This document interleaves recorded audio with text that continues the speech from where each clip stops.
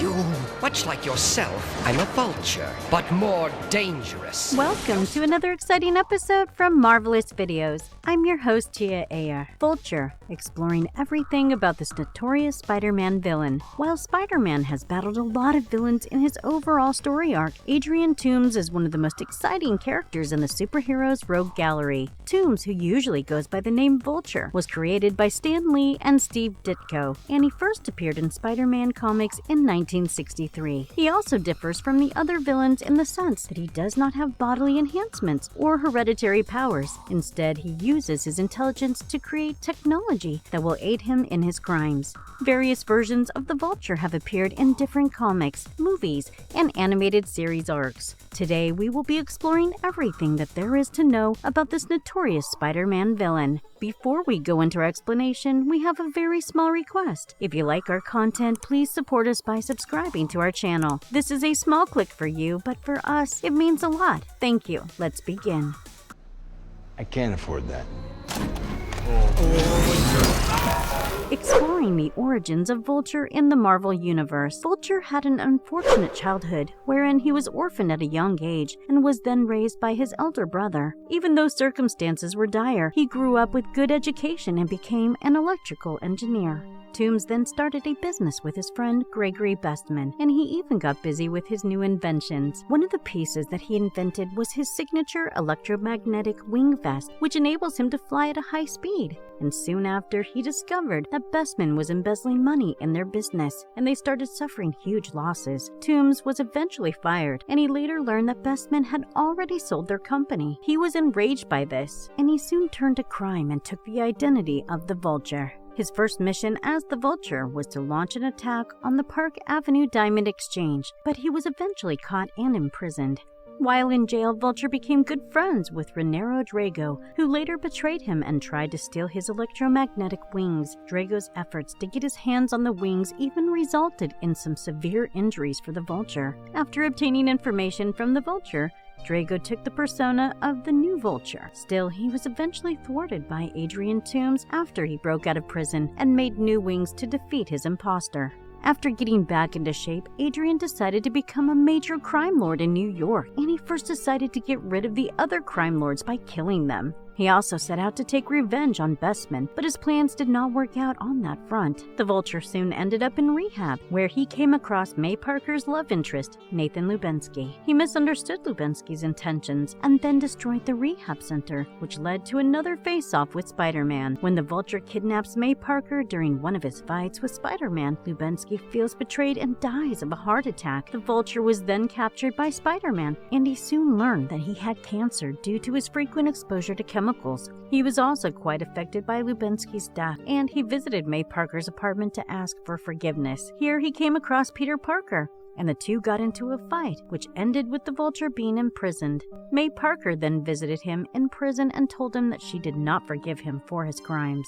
The Vulture later broke out of prison and got involved with the Green Goblin and the Chameleon to use shape-shifting androids to drive Spider-Man to insanity. These androids could take the form of anyone, and the Vulture intended to have them impersonate Spider-Man's dead parents. However, this plan did not exactly work out, and the Vulture fused with one of the androids, which not only made him younger, but also miraculously cured his cancer. In his new form, the Vulture set out to kill everyone who knew him when he appeared as an older version of himself, and then he came face to face with David Kalin. Somehow Kalin's powers undid the Vulture's transformation, and he turned old once again. The Vulture then redirected his attention toward Spider-Man, and he had once even seen the superhero's real face. However, he ended up attacking a rogue Spider-Man, and this attack almost killed him. He suffered a stroke, and he was then admitted to a hospital where he tried to convince the real Spider-Man to kill him. The Vulture did not try to pull off any grand schemes after this. He usually worked with the small-time thieves. When Otto Octavius was controlling Spider-Man's mind, the superhero approached the Vulture with an offer to leave the city. Octavius did not want the Vulture to stay active in the crime scene, and even offered him money to give up on his criminal activities, but the Vulture promptly refused. He even sent his men to attack Octavius, which enraged him, and the two of them ended up in a fight.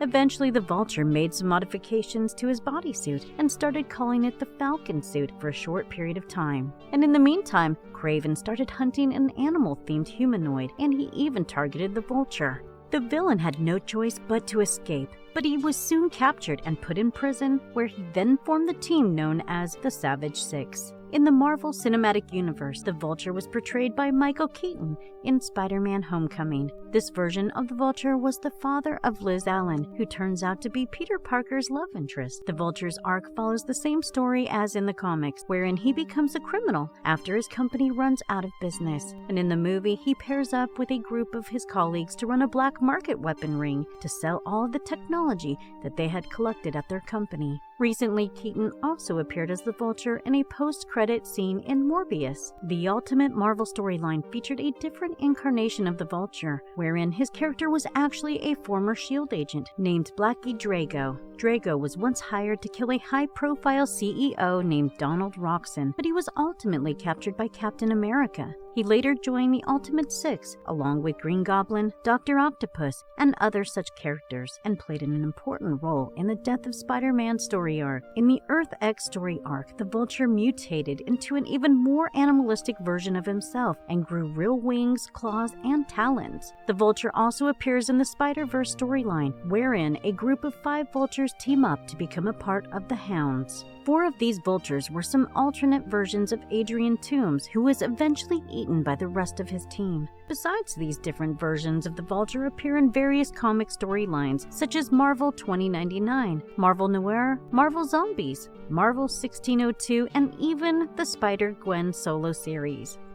Your worst nightmare. I am Adrian Toomes. Vulture had an interesting story arc in the 90s Spider-Man, the animated series. Vulture first appeared in the 2nd season of the Spider animated series in 1995 in an episode titled Ravages of Time. In this episode, the villain Hammerhead gets his hands on the Tablet of Time, an ancient artifact that can make a person young again. However, Hammerhead's boss orders him to get rid of the tablet, and he then sells it to Vulture. In the next episode, titled Shriek of the Vulture, the villain studies the tablet to develop reverse aging technology on his own. The episode begins at Toomes Aerodynamics, where Norman Osborn expresses his concerns about Adrian Toomes spending their company's resources on various reverse aging and anti-gravity projects. Osborn also tries to convince the board members to sell their company to him, but the Vulture soon speaks through a phone and advises Norman not to meddle in his projects. He soon hangs up the phone and puts on his artificial wings as he gets ready to fly out of his office window. While the Vulture soars across the sky, Spider-Man watches a young kid play with roller skates in Central Park as he reminisces about his youth. Vulture comes across the young boy while Spider-Man is lost in his thoughts and then uses his gauntlet to drain the child's youth. It seems that the villain has found a way to use the Tablet of Time to stay young, and Spider-Man soon intervenes and notices that the kid is now an older man. The Vulture tries to distract Spider-Man by using his razor-sharp wings to cut through trees, hoping one of them will fall on the superhero. However, Spider-Man dodges all of his attacks and soon finds that the child has reverted back to his usual self. In the meantime, the Vulture realizes that he needs to absorb the youth of a fully grown adult in order to remain young for longer. He heads over to his company and then drains the youth of a security guard before attacking Osborn. He tries to get his hands on Osborn, who immediately goes into hiding and tries to escape the Vulture. Meanwhile, Spider-Man shows up at a party arranged by Toomes Foundation on the same premises where the Vulture is trying to attack Osborn. Dr. Kirk Connors receives an award grant to work on neogenics research, and Spider-Man is especially happy about this because he is hopeful that they might find a cure for his mutation. Connor picks Deborah Whitman to become his assistant, and she then celebrates with Flash Thompson. Spider-Man's spirits are dampened when he sees Deborah with Flash, and he even remembers how he lost Mary Jane to Harry Osborn, Norman Osborn's son. He heads out to get some fresh air when he sees that the Vulture is flying across the sky and is also holding Norman Osborn. While the Vulture loosens his grip on Osborn with the intention of letting him fall to his death, Spider-Man intervenes at the last minute and tries to save him. The Vulture's plan almost succeeds, but he runs out of time at the very last minute and starts turning into his old self. Spider-Man saves Osborn and then chases the Vulture, who is desperately trying to get away. While Spider-Man does not capture him, He manages to take a picture just as the Vulture is transforming back into his regular self. He then returns home with the picture and tries to run an analysis to identify Toomes. The following day, Deborah and Flash visit the Neogenics lab at Toomes Aerodynamics, while Kurt Connors pays Toomes a visit. While Connors tries to talk to Toomes about his future plans for Neogenics, the Vulture tries to insinuate that this is his company and legacy. This does not sit well with Connors, and the two end up getting into an argument. Finally, the Vulture tricks Connors into coming close to him and uses a neural neutralizer to paralyze Connors' mind. He then puts on his exosuit and reveals everything about the Tablet of Time and his device that drains youth. While Connors helplessly lies on the floor, the Vulture drains him of his youth and then states that he is now going to target Norman's son, Harry Osborn. The next day, Spider-Man attends Mary Jane's play, where he also finds Harry Osborn sitting in the audience. While they watch the play, Spider-Man's spidey senses start tingling, and he sees a young Vulture flying around the amphitheater. The villain grabs Harry Osborn while Spider-Man shoots a web line to pull Harry towards him. While Spider-Man manages to save Harry, the Vulture realizes that he will soon run out of time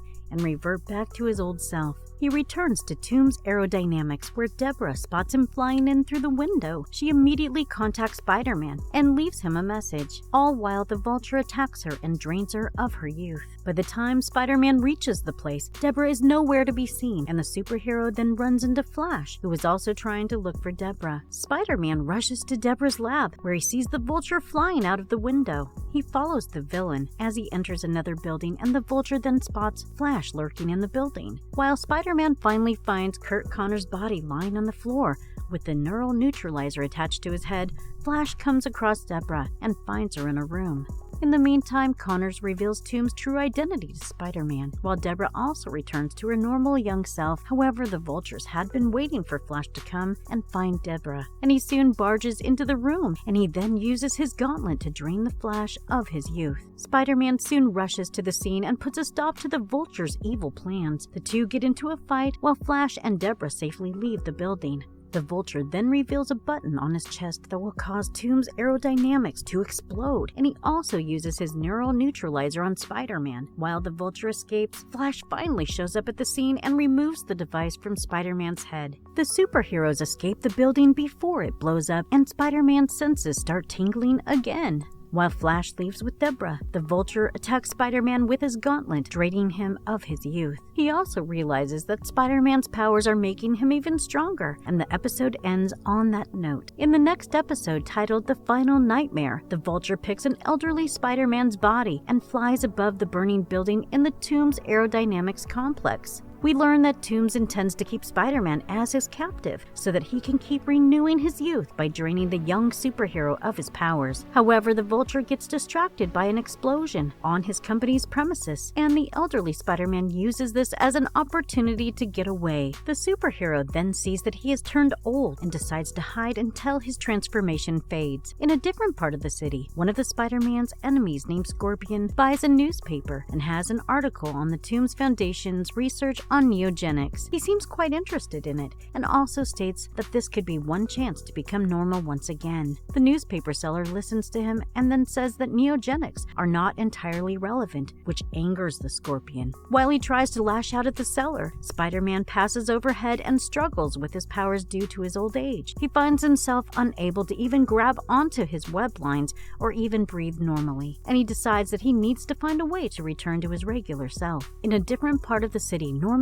Osborn rides a helicopter to reach Oscorp when he comes across the Vulture flying in the sky. Osborn asks the pilot to shoot him, but his plan does not work out, and the Vulture somehow manages to get his hands on Norman, taking him to a secluded location where he finally reveals his true identity. The Vulture tells Norman that he is really Adrian Toomes. He finally developed a technology that made him young. In a shocking turn of events, the Vulture soon transforms into a spider, and it becomes evident that his technology has absorbed not only Spider Spider-Man's youth but also his mutation disease. Osborn escapes the scene while the Vulture struggles with his transformation, while Peter Parker gets a call from Jonah Jameson. Jameson worked for a news agency, and he tells Peter that Norman Osborn was attacked by the Vulture. Peter realizes that he cannot stay in hiding just because he looks old, and he immediately reaches out to Kurt Connors for help in returning back to his regular self. In a different part of the city, Farley Stillwell has a breakdown at a mental asylum, and he seems to think that the Scorpion is out to get him.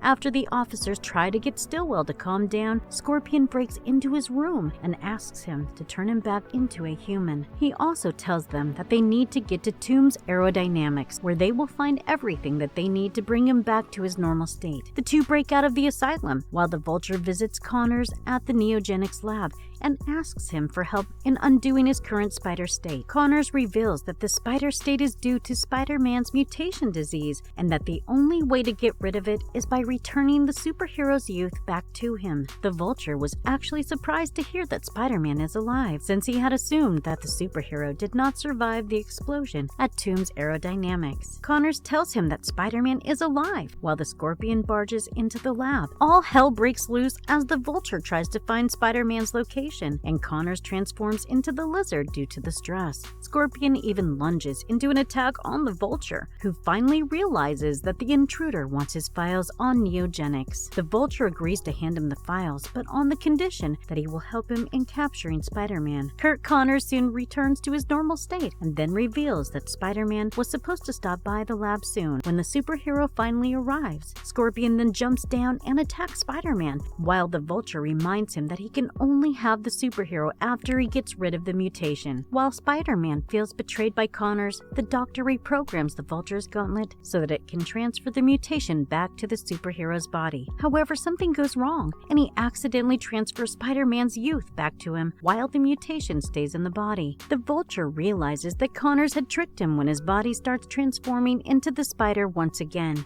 He goes into a fit of rage and even threatens Connors while Spider-Man deals with Scorpion. Stillwell uses his distraction to activate the self-destruct systems in the Neogenetic Recombinator. At the same time, Connors stops him and tells him that the device is actually the only way in which that he can cure himself. While Stillwell asks Connors about his condition, the Doctor again transforms into a lizard and tries to attack him. Spider-Man notices this, and he tries to go after them, while the Recombinator starts self-destructing. They all escape the lab before the place explodes, and Spider-Man checks up on Connors while they catch their breath. They conclude that the Vulture and Scorpion did not survive the explosion, while Spider-Man thanks Connors for getting rid of his mutation. Stillwell also makes it to safety, and he seems relieved that none of the neogenetic secrets can any longer be accessed. Connors tries to reason with Stillwell and hopes to work with him to find a cure for his condition, but Stillwell refuses to do so as he believes neogenetics are too unpredictable. While they all walk away, the Vulture emerges in the sky as a half-man, half-spider creature and decides to hide until he finds a cure. Scorpion also survives the attack but is enraged when he realizes that the lab is destroyed and that he has lost his chance to become normal again. As the episode comes to an end, Spider-Man is quite relieved about the fact that he no longer has to worry about his mutation disease. Oh, don't worry about me. Save myself. Turn up!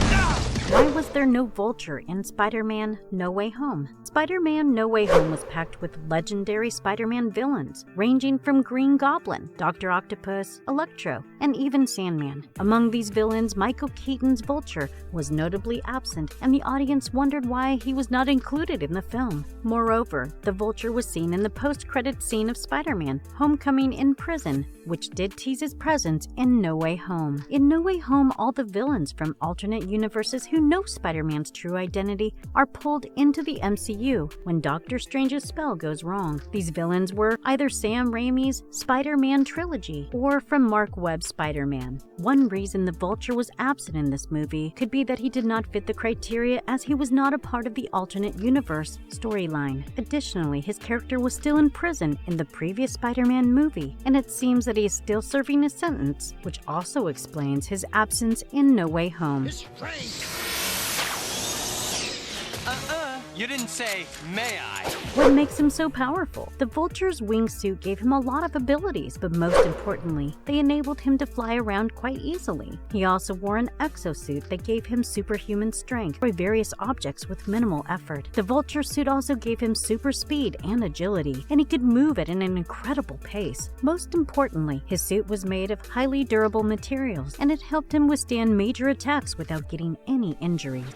Come, let's have a test flight.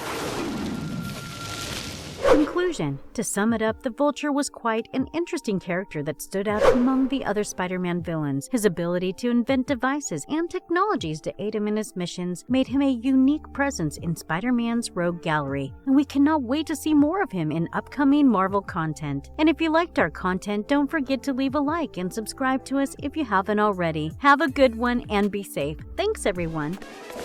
Now tell me where Spider-Man is. I don't know. Where